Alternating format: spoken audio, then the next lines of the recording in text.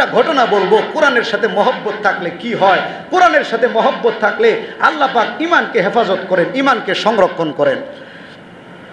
পাকিস্তানের একটা যুবক পাকিস্তান থেকে চলে গেছে আমেরিকায়। আমেরিকায় যায় মুসলমান যুবকটা সেটেল হয়ে গেছে, ওখানে চাকরি বাকরি করে। আমেরিকায় যাওয়ার পরে খ্রিস্টান একটা মেয়ের সাথে তার প্রেম হয়ে গেছে, ভালোবাসা হয়ে গেছে, মহব্বত হয়ে গেছে। এবারে মুসলমান যুবকটা খ্রিস্টান মেয়ের সাথে প্রেম করে। প্রেম এত গভীর হয়ে গেছে, মহব্বত এত গভীর হয়ে গেছে, মুসলমান যুবকটা খ্রিস্টান মেয়েটাকে প্রস্তাব দেয়, আমি তোমাকে বিবাহ করতে চাই। ঘটনা আমি সংক্ষেপ করে বলছি। খুতুবাতে জুলফিকারের মধ্যে আল্লামা জুলফিকার আলী নকশবন্দি দামাত বারাকাতুহুম বলেন, খ্রিস্টান মেয়েটা এবার ডাক দেয়া বলে, ও যুবক, আমাকে যদি বিবাহ করতে চাও তাহলে তোমার ধর্ম আমার ধর্ম এক না, ভিন্ন ভিন্ন ধর্ম। আমাকে যদি বিবাহ করতে চাও তাহলে আমার মা বাবাকে রাজি করাও। আমার মা বাবা কট্টরপন্থী খ্রিস্টান, মনে হয় না তোমার কাছে বিবাহ দিতে রাজি হবে। এবার মুসলমান যুবকটা এই খ্রিস্টান যুবতীকে বিবাহ করার জন্য খ্রিস্টান মা বাবার কাছে চলে গেছে। খ্রিস্টান মা বাবা ডাক দেয়া বলে, ও মুসলমান যুবক, তুমি যেহেতু মুসলমান, এবার যদি আমাদের মেয়েকে মহব্বত করে থাকো, আমাদের মেয়েকে যদি বিবাহ করার ইচ্ছা থাকে, তাহলে আমাদের কিছু শর্ত মানতে হবে।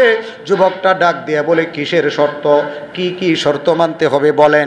এবার খ্রিস্টান মা বাবাগুলো বলে, আমাদের মেয়েকে যদি বিবাহ করতে চাও তাহলে 1 নাম্বার শর্ত হলো তুমি তোমার মা বাবাকে ভুলে যাইতে হবে। মুসলমান মা বাবাকে ভুলে যেতে হবে। ও যুবক, যদি আমাদের মেয়েকে বিবাহ করতে চাও তাহলে তোমার দেশে কোনোদিন যাইতে পারবে না, তোমার দেশ পাকিস্তান ভুলে যেতে হবে। ও মুসলমান যুবক, 3 নাম্বার শর্ত হলো, যদি আমাদের মেয়েকে বিবাহ করতে চাও তাহলে তুমি এখন যেখানে আছো সেখান থেকে স্থানান্তর, সেখান থেকে চলে আসতে হবে, আমাদের বাড়ির পাশে এসে সেটেল হতে হবে। 4 নাম্বার শর্ত হলো, ও যুবক, তুমি যদি আমাদের খ্রিস্টান মেয়েটাকে বিবাহ করতে চাও তাহলে তোমার যত মুসলমান বন্ধু বান্ধব আছে সমস্ত মুসলমান বন্ধু বান্ধবদের সাথে সম্পর্ক ছিন্ন করতে হবে, সম্পর্ক রাখা যাবে না। 5 নাম্বার শর্ত হলো, ও যুবক, তুমি যদি আমাদের মেয়েকে বিবাহ করতে চাও তাহলে প্রত্যেক সানডে রবিবারে আমাদের গির্জায় যায় প্রার্থনা করতে হবে, আমাদের মতো আরাধনা করতে হবে, প্রার্থনা করতে হবে, তাহলে আমাদের মেয়েকে তোমার কাছে বিবাহ দিব। ওই মুসলমান যুবকটা ডাক দেয়া বলে, ও খ্রিস্টান মা বাবা শুনেন, আপনার মেয়েকে আমি অনেক মহব্বত করি, আপনার মেয়ে ছাড়া আমি বাঁচতে পারবো না, আপনারা যতই শর্ত দেন না কেন সব শর্ত আমি মানতে রাজি। আমাকে বলছেন সানডে যায় প্রার্থনা করতে, এও আমি করতে রাজি। আমাকে বলেছেন আমার দেশ ত্যাগ করার জন্য, আমি আমার দেশ ত্যাগ করতেও রাজি। আমার বন্ধু বান্ধবদের থেকে সম্পর্ক ছিন্ন করার জন্য, তাও আমি করতে রাজি। আমার মা বাবা, জন্মদাতা মা বাবাকেও আমি ভুলে যেতে রাজি, তারপরেও আপনাদের মেয়েকে আমাকে বিবাহ করতেই হবে। এবার সব শর্ত মেনে নিয়ে মুসলমান যুবকটা খ্রিস্টান মেয়েটাকে বিবাহ করে ফেলছে। যে এলাকায় ছিল এই এলাকা থেকে চলে গিয়া ওই খ্রিস্টানের বাড়ির পাশে যায় সেটেল হয়ে গেছে।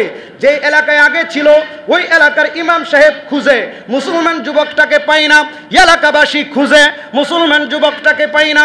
1 দিন 2 দিন, 1 মাস 2 মাস, 1 বছর 2 বছর 3 বছর চলে গেছে, এই যুবকটার কোনো হদিস নাই। এবার 3 বছর পরে এই মুসলমান যুবকটা আগের এলাকায় মসজিদে আইসা ফজরের নামাজের পূর্বে ওযু করতেছে নামাজ পড়ার জন্য।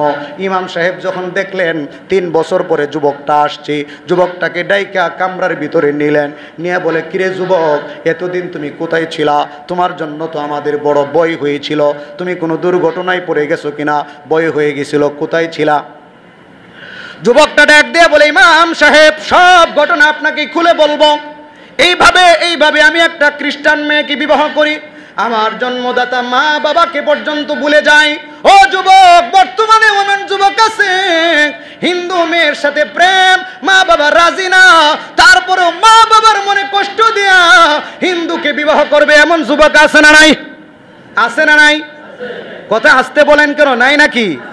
আছে, অনেক যুবক আছে, অনেক যুবতী আছে মুসলমান, মা বাবা রাজি না, হিন্দু ছেলের সাথে প্রেম করে বিবাহ করে মা বাবাকে কষ্ট দেয়।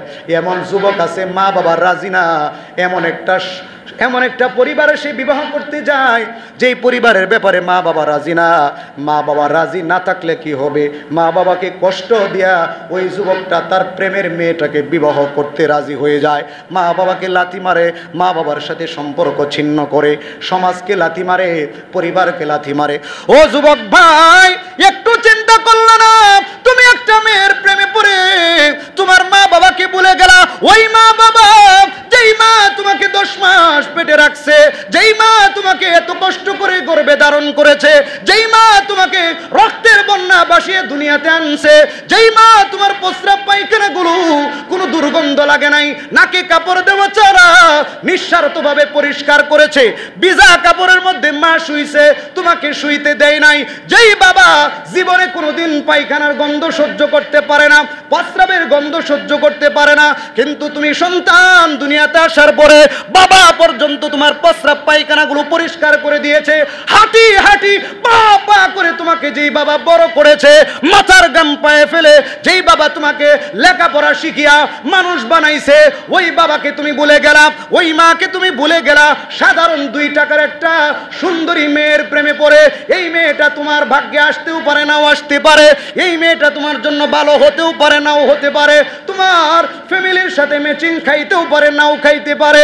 ও যুবক ভাই, এমনটা করা যাবে না। মা বাবার ত্যাগগুলাকে, সেবাগুলাকে একটু স্মরণ করতে হবে। তারা আমার জন্য কত কষ্ট করেছে, ভবিষ্যতেও কত কষ্ট করবে। তাদেরকে ভুলে গিয়া একটা মেয়ের সাথে সম্পর্ক করলাম।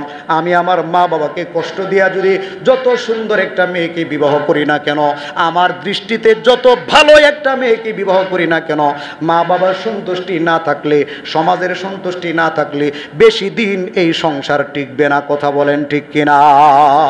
বেশি দিন টিকবে না। এজন্য মা বাবাকে কষ্ট দিয়া আমার প্রেম চরিতার্থ করার চেষ্টা করব না।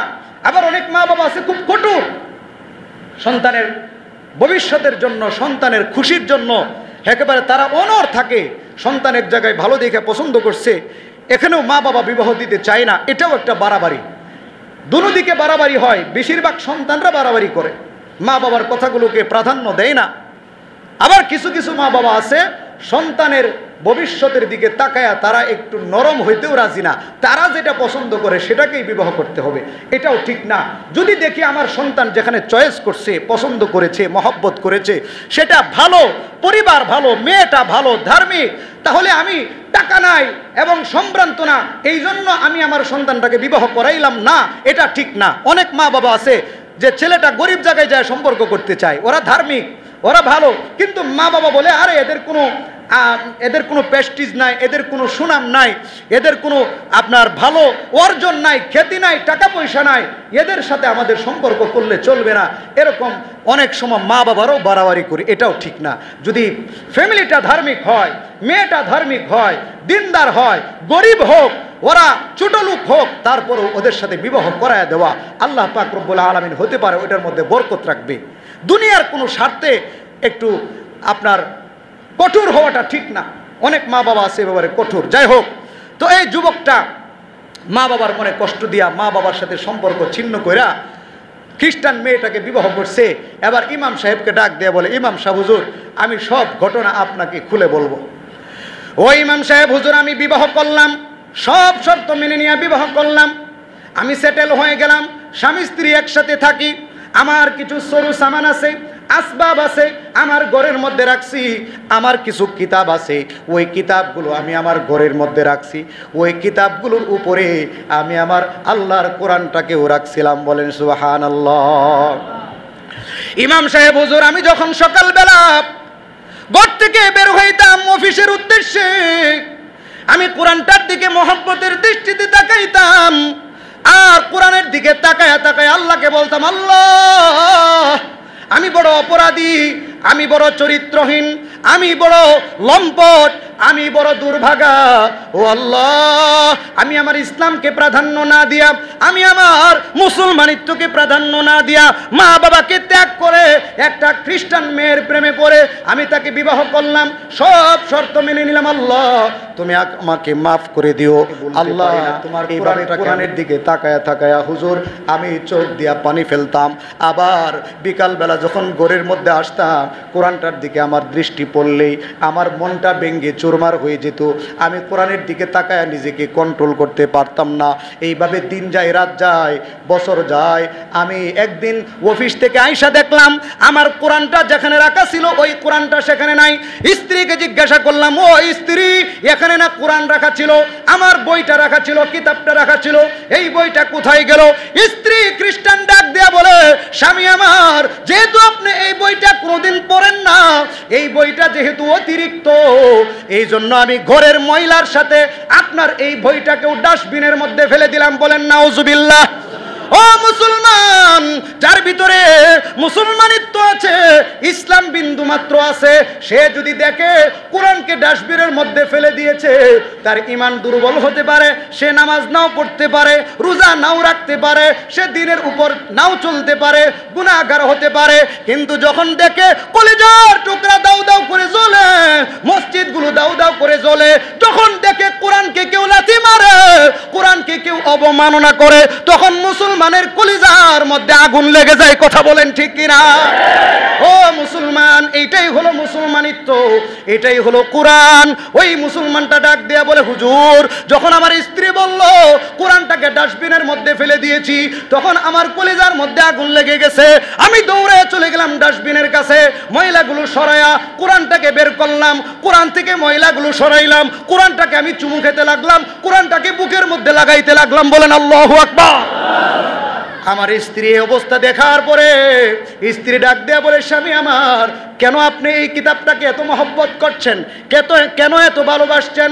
আমি বললাম, স্ত্রী রে, আমি এই কোরআনের মহব্বত অন্তর থেকে বের করতে পারি নাই। আমি তোমার মহব্বতে আমি আমার ইসলামকে ভুলে গিয়েছিলাম, মুসলমানিত্বকে ভুলে গিয়েছিলাম, মা বাবাকে ভুলে গিয়েছিলাম, কিন্তু এই কোরআনের মহব্বত আমি অন্তর থেকে সরাইতে পারি নাই। তুমি যখন কোরআনটাকে ডাস্টবিনে ফেলে দিয়েছো, আমার বড় কষ্ট লেগেছে। এই কোরআন আমার কাছে বড় দামি একটা কিতাব। এবার স্ত্রী ডাক দেয়া বলে, স্বামী, যেহেতু কোরআন আপনার কাছে অনেক দামি, তাহলে আপনি এখনো মুসলমান, সুতরাং আপনার সাথে আমি সম্পর্ক রাখতে পারবো না। আমি চলে গেলাম বাপের বাড়িতে, আপনি আপনার কোরআন নিয়ে থাকেন, আপনি আপনার মুসলমানিত্ব নিয়ে থাকেন। যুবকটা ডাক দিয়ে বলে, হুজুর, ও ইমাম সাহেব, হুজুর, আমার স্ত্রী চলে গেছে বাপের বাড়িতে, আর আমি আমার আল্লাহকে রাজি করার জন্য চলে আসলাম আল্লাহর বাড়িতে। আমার স্ত্রী চলে গেছে বাপের বাড়িতে, আমি চলে আসলাম আল্লাহর বাড়িতে আল্লাহকে খুশি করার জন্য। এই হলো আমার ঘটনা। এজন্য ভাইরা আমার, মুসলমান যুবকটার ঈমান হেফাজত করেছেন আল্লাহ এই কোরআনের মাধ্যমে। এই কোরআনের সাথে তার একটা আন্ডারস্ট্যান্ডিং ছিল, একটা মহব্বত ভালোবাসা ছিল। এই কোরআনের উসিলায় আল্লাহ রাব্বুল আলামিন তার ঈমানকে হেফাজত করছেন। কথা বলেন ঠিক কিনা? এই জন্য ভাইরা আমার, কোরআনকে মহব্বত করব। এই ঘটনা থেকে আরেকটা বস্তু শিখলাম, প্রেমের সংসার বেশি দিন টিকে না, হঠাৎ দুই একটা টিকে যায়। কিন্তু বিয়ার আগে যারা ফষ্টি নষ্টি করে, মা বাবার সাথে আপনার লুকোচুরি করে, মা বাবার অনুমতি ছাড়া যারা অন্যায়ভাবে হারামভাবে সম্পর্ক করে, লুকোচুরি প্রেম খেলা খেলে, তাদের এই প্রেম খেলা বেশি দিন টিকে না, তাদের এই সংসার টিকে না। কারণ এই সংসারের ভিত্তি হলো হারাম দিয়া, এই সংসারের ভিত্তি হলো জিনার মাধ্যমে, বেবিচারের মাধ্যমে, বেবরকতির মাধ্যমে, যার কারণে এই সংসারগুলো টিকে না। 1 বছর 2 বছর যাইতেই হয়তো স্ত্রী ডিভোর্স দেয়, না হয় স্বামীকে তালাক দিতে হয়, না হয় স্বামী স্ত্রীকে হত্যা করে ফেলে, না হয় স্ত্রী স্বামীকে হত্যা করে ফেলে। এইভাবে সমাজগুলো ধ্বংস হয়ে যাচ্ছে। কথা বলেন ঠিক কিনা? এই জন্য ভাইয়েরা আমার, বৈধভাবে প্রেম করব, বিবাহ করব, বিবাহ করে যত মহব্বত করার, যত প্রেম করার করব। আর সবচেয়ে প্রেম করব এই কোরআনের সাথে। এই কোরআনটাকে প্রেম করে বুকে লাগাইলে সওয়াব, চুমা খাইলে সওয়াব, একটু প্রেমের সাথে মহব্বতের সাথে দেখলে সওয়াব, একটু পড়লে সওয়াব, পড়াইলে সওয়াব, শুনলে সওয়াব, শোনাইলে সওয়াব। যেইভাবেই এই কোরআনটাকে মহব্বত করি না কেন, সওয়াবই আর সওয়াব। আল্লাহ রাব্বুল আলামিন এই কোরআনের মহব্বত যেন আমাদের অন্তরে ঢুকায় দেন, এই কোরআন বলা যেন হয়ে যেতে পারি, তিলাওয়াত যেন বেশি বেশি করতে পারি, পরিবার, সমাজ, রাষ্ট্র যেন এই কোরআনের মাধ্যমে আমরা পরিচালনা করতে পারি। আল্লাহ রাব্বুল আলামিন তৌফিক দান করুন। সবাই বলি আমিন।